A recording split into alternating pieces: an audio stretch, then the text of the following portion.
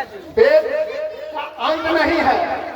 रविदास जी के विषय में बहुत से विद्वान बहुत तरह से बातें लिखते हैं।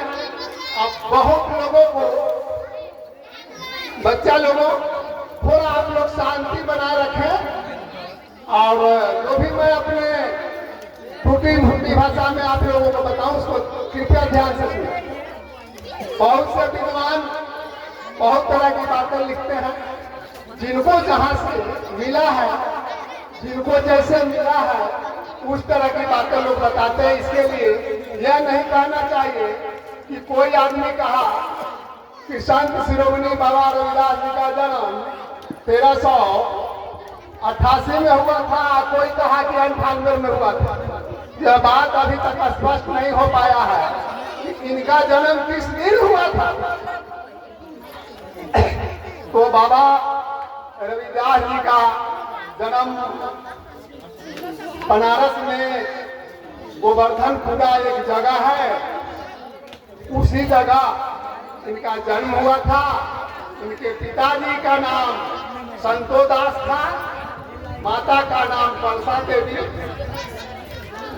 शुरू से ही रविदास जी जो थे वो इनका स्वभाव बहुत अच्छा था, संत स्वभाव के थे। बाद में और इनके पिताजी जो थे एक बहुत बड़े चमड़े के कारोबारी थे। ऐसा कुछ नहीं है, ये साधारण परिवार में जन्मे थे। तो अच्छे परिवार में जन्म लेने के बाद भी इन्होंने अपने पिताजी को व्यवसाय को छोड़ दिया। ये बात आप लोग ध्यान से सुने। अपने पिताजी के व्यवसाय को छोड़कर अपनी परंपरागत व्यवसाय को अपनाया, इसके पीछे भी कुछ कारण है। साथियों, संत शिरोमणि जी अपनी दुकान, जूता सीने का दुकान खोला और वहां भी रहकर प्रवचन करते थे। एक समय की बात है, पूर्णिमा का समय था, गंगा स्नान लगा हुआ था। कुछ ब्राह्मण देवता लोग जा रहे थे, तो रविदास जी से उन्होंने कहा कि चलिए ना गंगा स्नान करने। तो रविदास जी कहे कि भाई मेरे पास तो समय नहीं है, भीड़ है दुकान पर, कुछ काम ज्यादा है कि आप एक काम कीजिए, मेरा एक भेंट माँ गंगे को दे दीजिएगा। आप पैसा दीजिएगा, कहिएगा कि रविदास जी आपको भेंट दिए हैं, जब तक ले माँ गंगे अपनी हाथ नहीं पसारे तब तक उस भेंट को नहीं देना। साथियों, गौर कीजिए, उस जमाने में भी, जिस जमाने में हम लोगों को खटिया पर बैठने का अधिकार नहीं था, चप्पल और जूता पहनने का अधिकार नहीं था, जिस देवकुल को जिसको सब लोग पूछते हैं, माँ गंगा के नाम से जानते हैं, उस गंगा माँ को हमारे रविदास जी ने क्या कहा कि जब तक गंगा हाथ नहीं पसारेगी तब तक मेरा भेंट नहीं देना है। साथियों, समझिए कि कितने बड़े हस्ती थे रविदास। उसके बाद पंडित जी तो गए और जाकर के स्नान दान किया और उनके मन में लालच आई, कहे कि भाई कैसे हम पुकारे गंगा को, गंगा आएगी कोई साधारण सा एक मोची के कहने से 1-2 रुपया 5 रुपया जो है इससे मेरा चाय नाश्ता चल जाएगा। जब पंडित जी नहा कर करके चलने लगे तो माँ गंगा ने खुद आवाज लगाई, कहे कि अरे ब्राह्मण सुनो, मेरा जो रविदास भेंट दिया है तुम भेंट नहीं दिया और जा रहा है।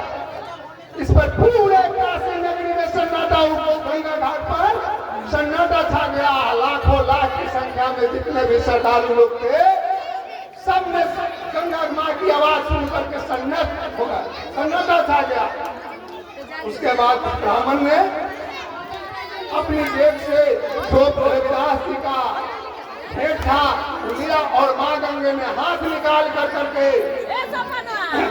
हाथ पसारी ब्राह्मण देवता ने भेंट को दिया।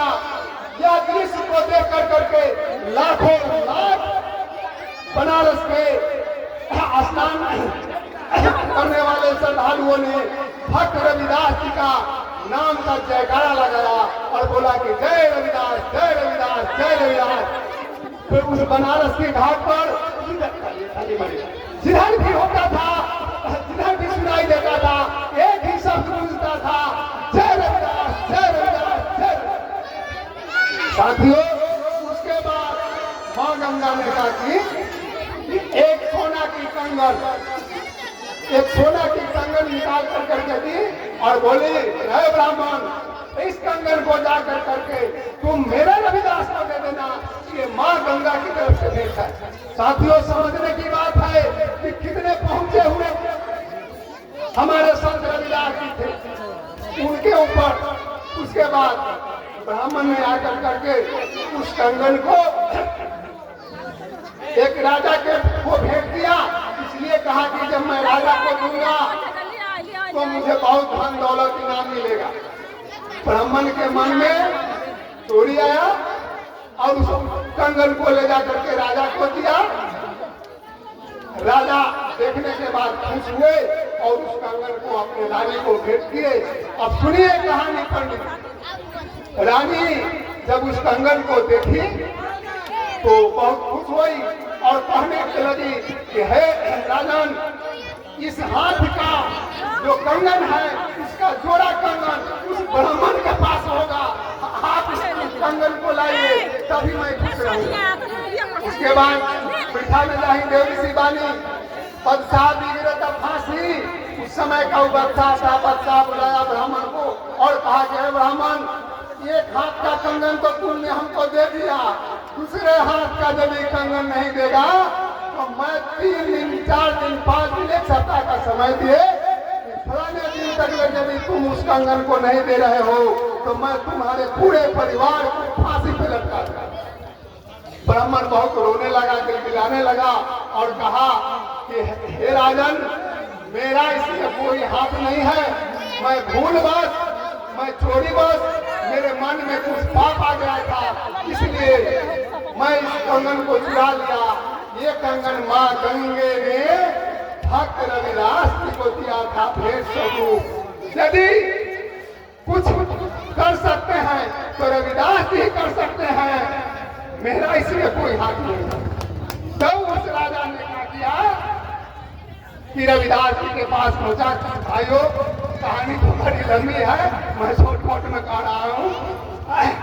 तो रविदास जी के पास गए और ये याचना किए कि हे संत शिरोमणि रविदास जी, इस कंगन का जोड़ा मुझे मां गंगा से मंगा दीजिए, नहीं तो मेरी रानी रुक जाएगी और उसके कारण उस ब्राह्मण को भी फांसी तक भुगतना पड़ेगा।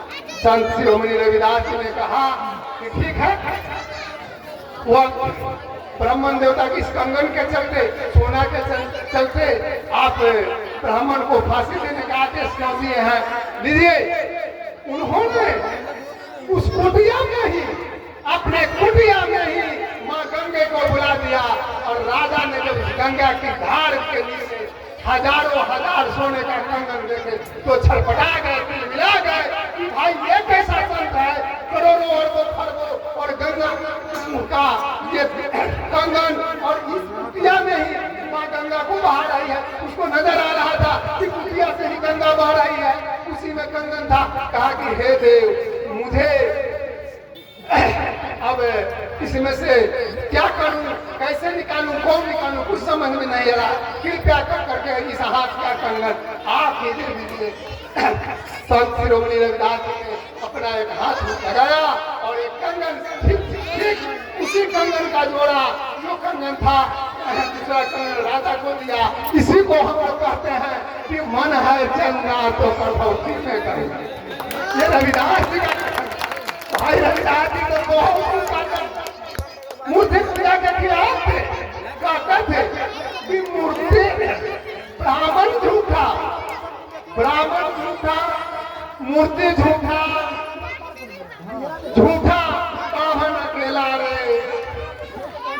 मूर्ति कुछ खाता नहीं, खाते ब्राह्मण चेला।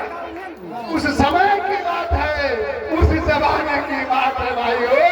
इस समय हम लोगों का कोई अधिकार नहीं था, छूत के भावना में हम लोग दबे थे, सामने बैठने का अधिकार नहीं था।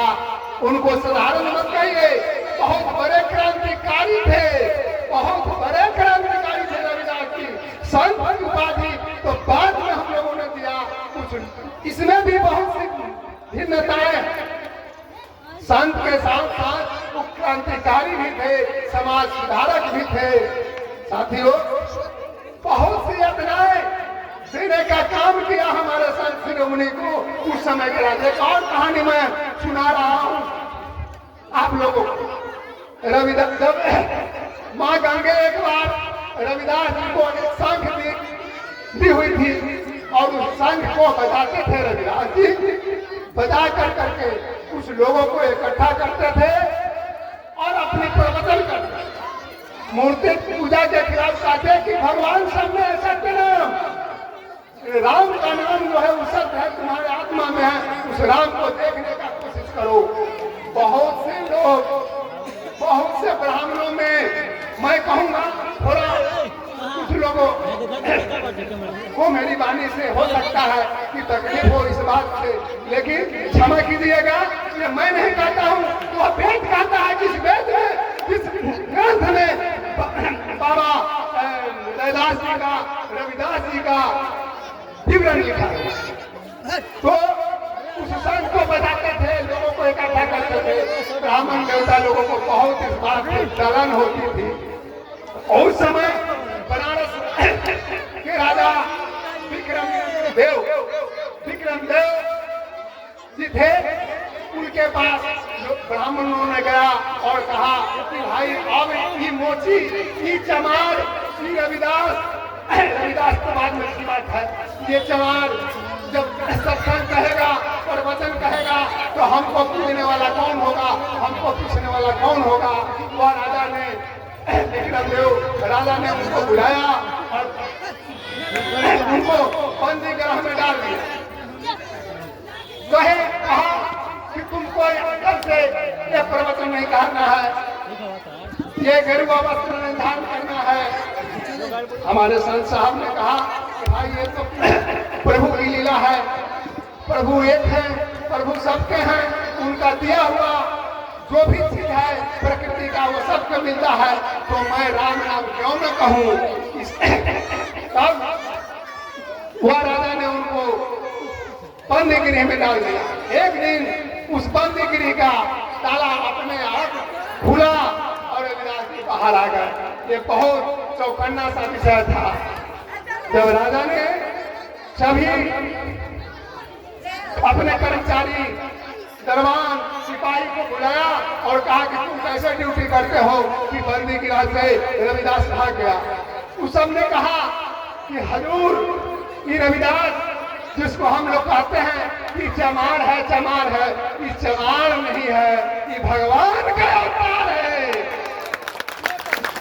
इसके प्रभाव से अपने आप बंदी गृह का ताला खुला है और हम लोग को कुछ पता नहीं, सिर्फ देखे हैं कि एक दिव्य प्रकाश आया और अपने आप ताला खुल गया, ताला खुल गया, रविदास निकल गया। उस राजा को इसके बावजूद भी शंका हुआ।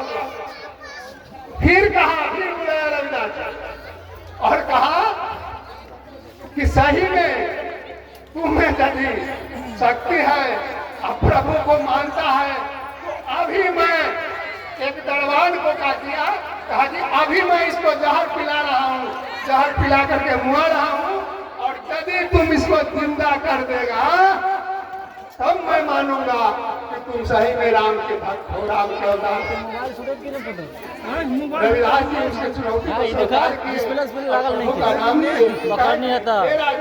आपको जैसा इच्छा वैसा कीजिए, मैं हर परीक्षा देने के लिए तैयार।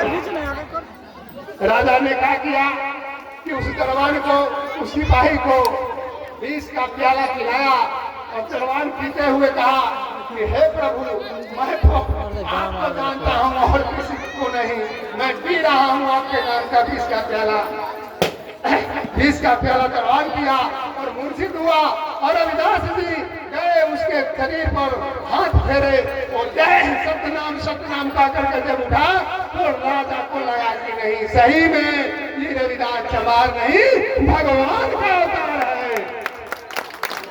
साथियों, यह सब तो हुई कुछ उनकी कहानी।